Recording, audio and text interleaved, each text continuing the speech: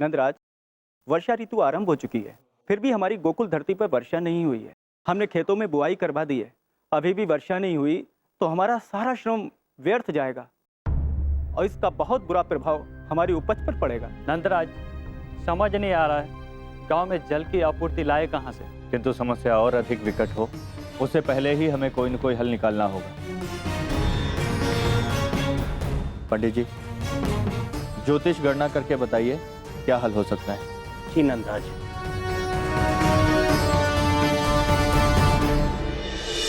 नंदराज, इस बार गोकुल में अकाल के योग बन रहे हैं और इस योग से बचने के लिए हमें महादेव शिव शंभू की आराधना एवं यज्ञ करना होगा।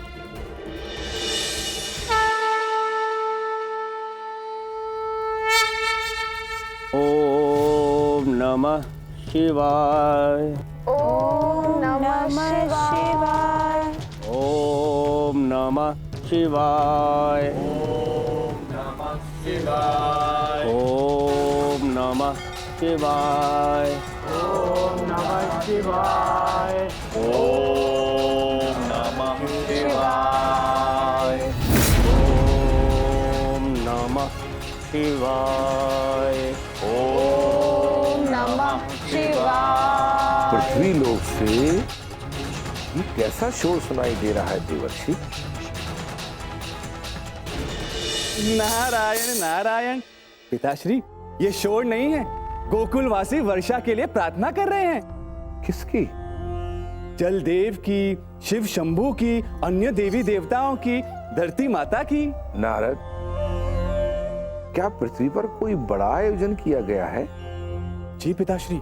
किंतु इस आयोजन में मेरा आह्वान तक नहीं किया गया। क्या वो ये नहीं जानते कि मैं ब्रह्मदेव इस सृष्टि का निर्माता हूं? सर्वप्रथम उन्हें मेरा आह्वान करना चाहिए। नारायण नारायण। सत्य कहा आपने परम पूज्य पिताश्री, सत्य कहा। आप सर्वशक्तिशाली हैं, आप पृथ्वी लोक के रचयिता हैं। किंतु देखिए ना, पृथ्वीवासियों के क्या हो गया है।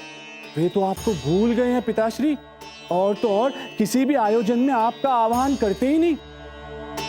पिताश्री, वे तो केवल विष्णुदेव जो पृथ्वी के पालनहार हैं और महादेव जो संपूर्ण सृष्टि के सहारक हैं, उन्हीं का स्मरण करते हैं, उन्हीं के नाम की माला भी जपते हैं। और तो और पिताश्री, पृथ्वी लोक जहां पर यह आयोजन हो रहा है वहां पे स्वयं विष्णु बाल अवतार में निवास कर रहे हैं और महादेव के पूजन का भी विचार केवल उन्होंने ही दिया था। उन्हें ऐसा नहीं करना चाहिए था ना पिताश्री, उन्हें तो आपका आह्वान करना चाहिए था, किंतु उन्होंने ऐसा नहीं किया पिताश्री। अब हम क्या करेंगे? नारायण नारायण। सृष्टि के रचनाकार की सामर्थ्य को कम करके आंका जा रहा है। जी पिताश्री।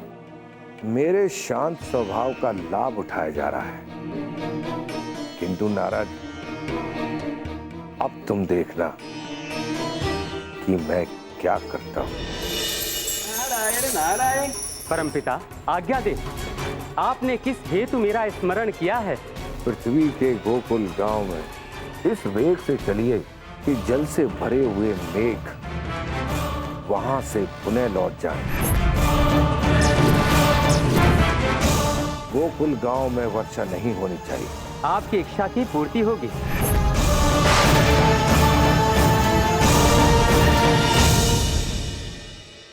दाऊ वर्षा जल।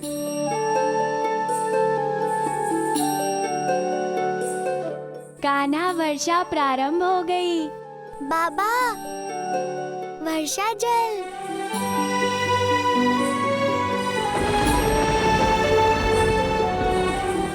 पंडित जी, वर्षा आरंभ हो गई। महादेव ने हमारी विनती सुन ली है। आनंद जी, कितने घनघोर मेघ छाए हैं गोकुल में। लगता है आज अच्छी बारिश होगी हमारे गोकुल में।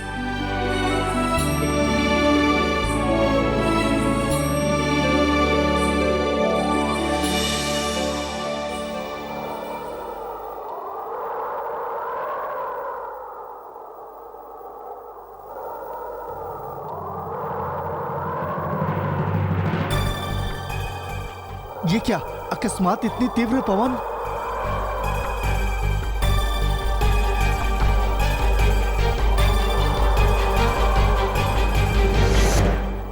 अकस्मात इतनी तीव्र आंधी, चारों ओर धूल ही धूल फैल गई है। इस धूल में तो कुछ भी नहीं दिखाई दे रहा है।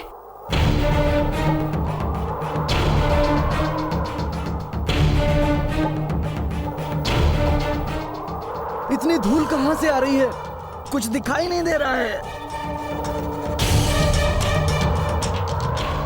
मैं सभी गोकुल वासियों से निवेदन करता हूँ कि वे यथास्थान बैठकर पूजा को संपन्न कराएं, अन्यथा पूजा में व्यवधान आएगा। ईश्वर सब ठीक कर देंगे। आप बैठ जाइए।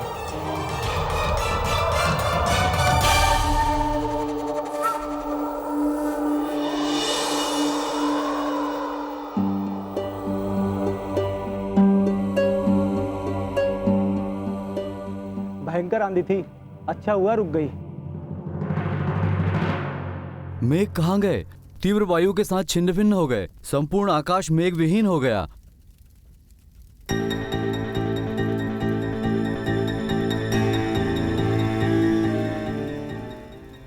कान्हा, ये क्या हो रहा है? वर्षा होते होते रह गई। आखिर कौन कुपित हो गया गोकुल से? ये तो परम पिता ब्रह्म का क्रोध है दाऊ। वो हमसे कुपित है क्योंकि हमने पूजन के समय उनका आवाहन नहीं किया।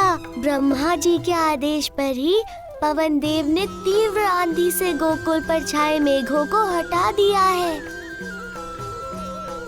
तो क्या अब गोकुल में वर्षा नहीं होगी कान्हा?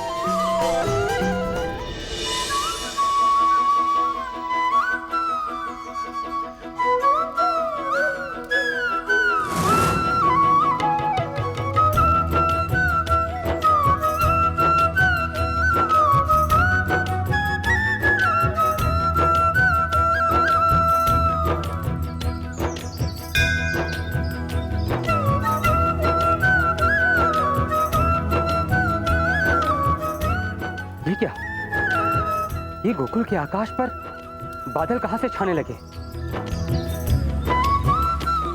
मैं इन्हें पुनः अपनी शक्ति से छिन्न भिन्न करता हूं।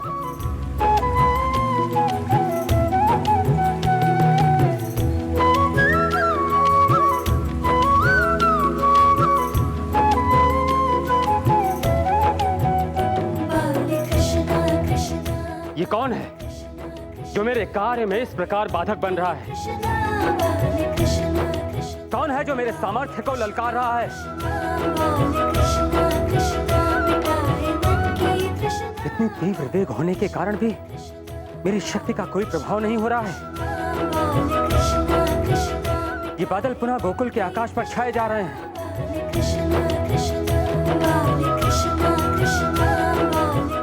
अब मुझ में और शक्ति नहीं है।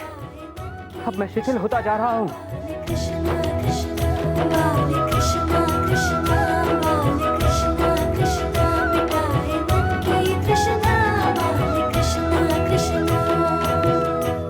अब देखना ये है कि कैसे गोकुलवासी जल महाअभिषेक को सफलतापूर्वक संपन्न करते हैं।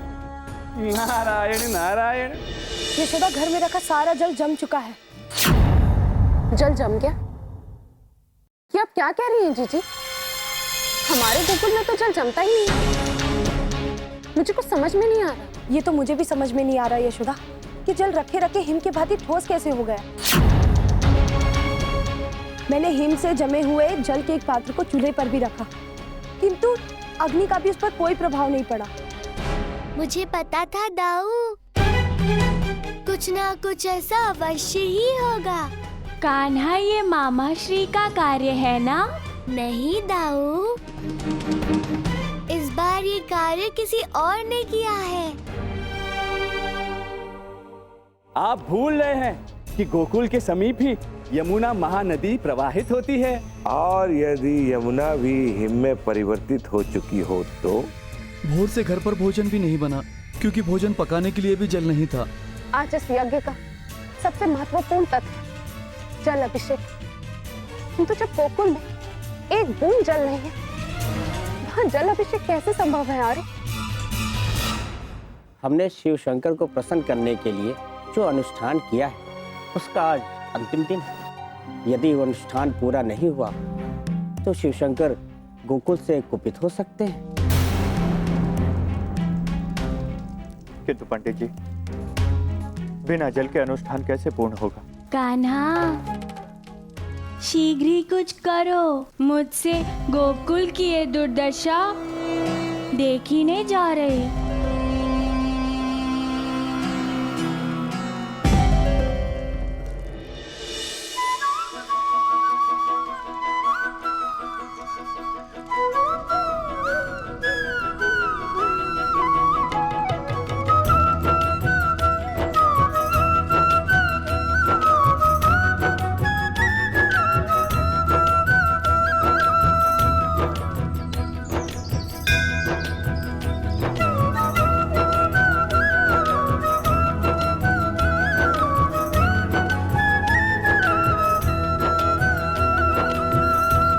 ये धूल कहाँ से आ रही है जो आंखों में लग रही है?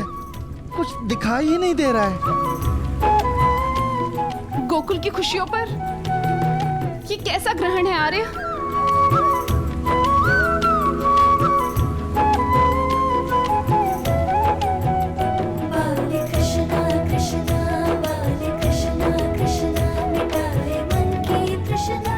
इतनी धूल के कारण अश्रु आ रहे हैं। आंसू कभी कभी अच्छे भी होते हैं।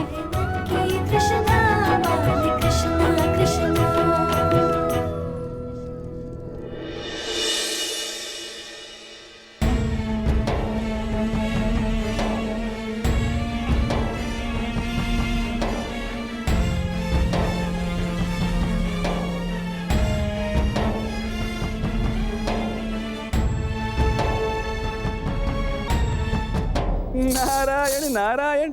देखा आपने पिताश्री, गोकुल में श्री कृष्ण ने कैसा अनोखा समाधान निकाला है। अब तो गोकुल में जल अभिषेक अवश्य होगा। नारद, शिवजी तक मेरा ये संदेश पहुंचाओ। उनसे कहो कि वो गोकुल वासियों की आराधना और जल अभिषेक को अस्वीकार करें। नारायण नारायण। जैसे आपकी आज्ञा पिताश्री।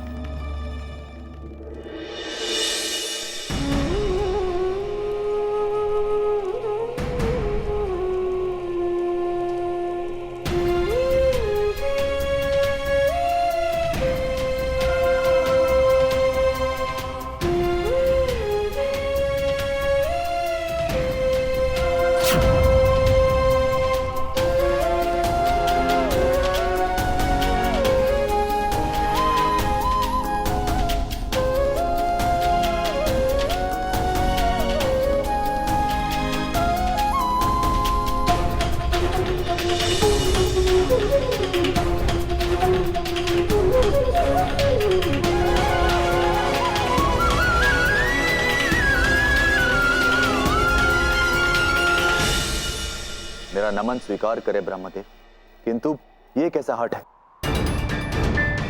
अपनी ही बनाई सृष्टि के एक भाग को आप प्यासा क्यों रखना चाहते हैं? महादेव, मैंने आपसे एक आग्रह किया था कि आप गोकुल वासियों के जलाभिषेक को अस्वीकार कर दें। क्षमा कीजिए ब्रह्मदेव, परंतु मैं आपकी आज्ञा नहीं मान सकता। आप इतने निष्ठुर कैसे हो गए?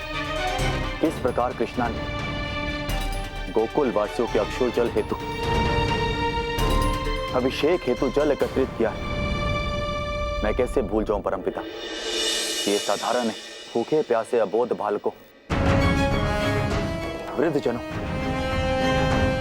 और दुखी किसानों के नेत्रों से निकला जल, मैं कदापि इसे अस्वीकार नहीं करूंगा। मुझे गोकुल के क्रंदन का अंत करना ही होगा।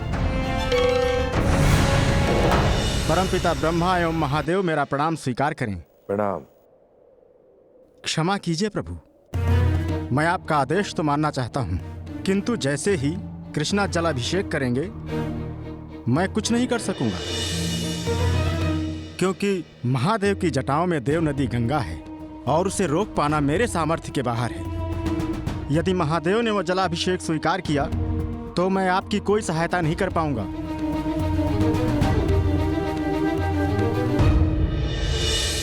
ओम नमः शिवाय। ओम नमः शिवाय।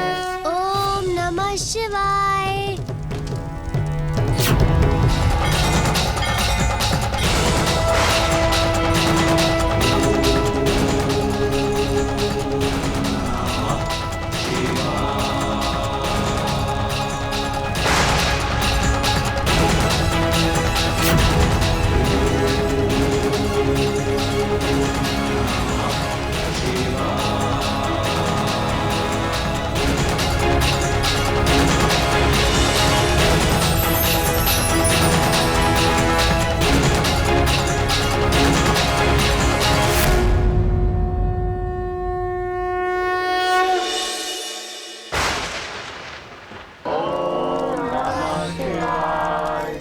नंद बाबा सब कुछ पहले जैसा हो गया। नदी में जल पुनः प्रवाहित हो रहा है।